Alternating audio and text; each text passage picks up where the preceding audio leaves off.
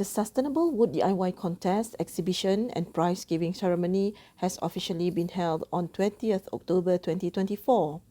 Over the past 3 days, talented artisans, students and wood enthusiasts have showcased the exceptional creativity and innovation through the creation of wood DIY products made from reclaimed wood. This event truly captured the spirit of sustainability and community engagement. A total of 16 outstanding designs were showcased at Sunway Velocity Mall, with winners selected through online voting and Facebook engagement.